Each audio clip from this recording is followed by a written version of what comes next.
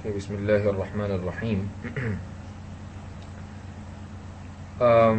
Before we start the class today, inshallah, I will pick one of you to tell us what we have covered so far in the first session. If you can remember, if you can recall. So inshallah, I will send an invitation to Brother Umar Rangoonwala. If you can accept the invitation, just accept your audio, not video.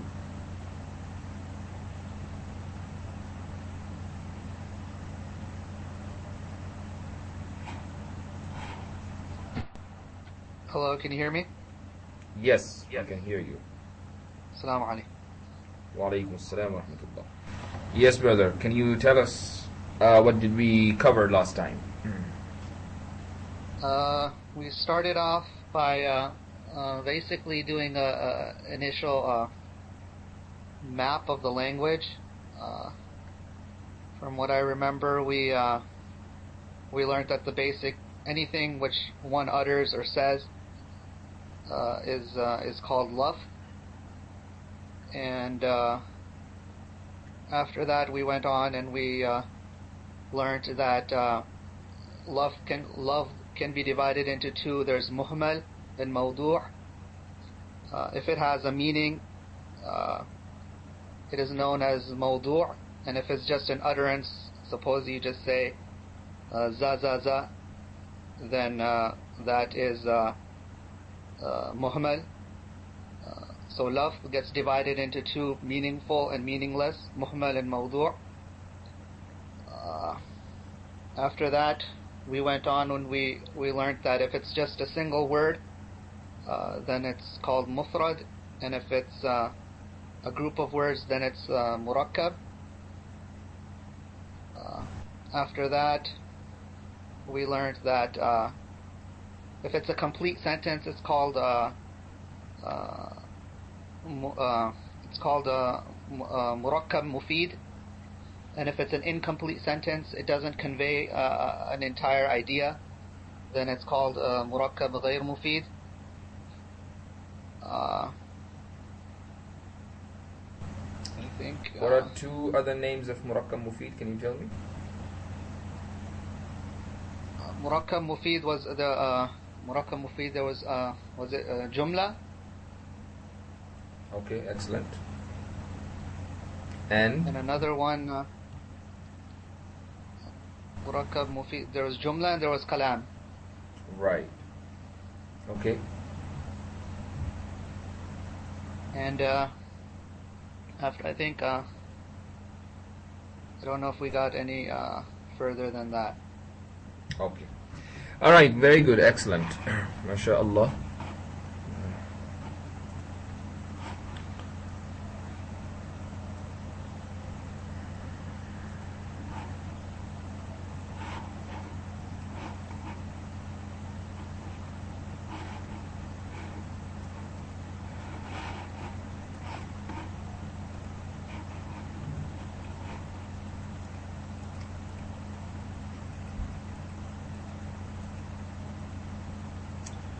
So I sent you guys the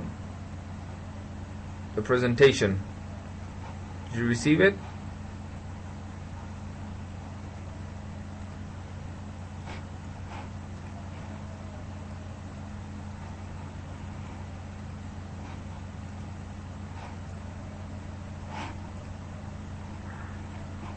What's this?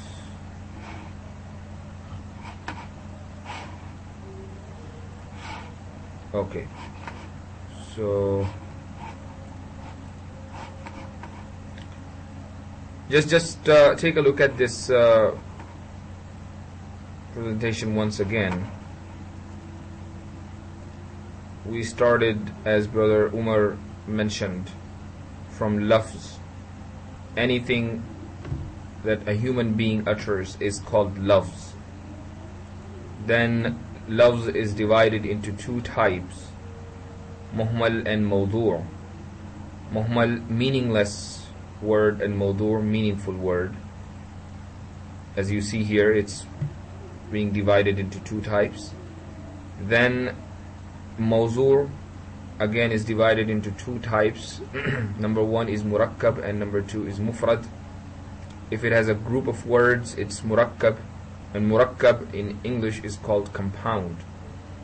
And if it is a single word, it is called mufrad, and mufrad is the linguistic translation of mufrad is also single. As you see here in this map, mawzu' is divided into mufrad and murakkab. Then murakkab had two types, murakkab mufid and murakkab ghair mufid.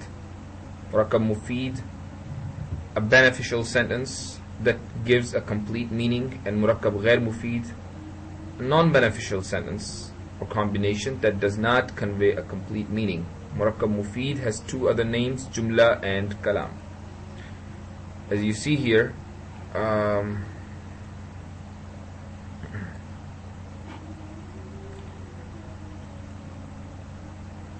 now we have to start from kalima. We will talk about murakkab mufid later. We'll come back to murakkab mufid, but we have to start today from kalima. Kalima or mufrad. Mufrad and kalima, if you recall, they are two synonyms. A single word is kalima and a single word is mufrad. Okay, so basically kalima or mufrad, they are antonym of murakkab. What's not murakkab, it has to be mufrad or it has to be kalima, which is mufrad and kalima are synonyms. The kalima, the word, it means in Arabic word. The word kalima is divided into three different types. Number one is ism, number two is fi'l, and number three is harf. These three are the parts of speech in Arabic language. I mentioned in the last lecture that there are 8 parts of speech in Arabic language, but in English language, but in Arabic there are only 3. So anything used or has meaning in Arabic, it falls either under the definition of ism or under the definition of fi'l or under the definition of harf. It cannot go out of these 3 things. Okay, so now we'll take a look at these 3 words with detail.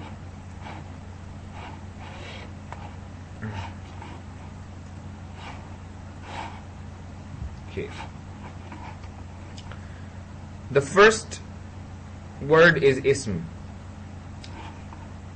We reached up till here in the last lecture. Ism is the kalima that gives a full independent meaning in itself and is not linked to time. For example, rajul, which means man, baytun, which means house. So man and house, baytun and rajulun, they have full independent meaning. They convey the idea for which they were created. They were coined. And they are not linked with the timeline, with the time period. We don't understand anything about the man, whether it was in the past or in the future or in the present. Nothing at all. No time is linked with it. So this is called ism. The second is fi'l, very close to ism but big difference. It gives, fi'l is a kalima, is a word that gives a full independent meaning in itself and is also linked to time. Ism is not linked to time. Fi'l is linked to time. In Arabic, in English, we call fi'l verb. That's the exact definition of verb in English.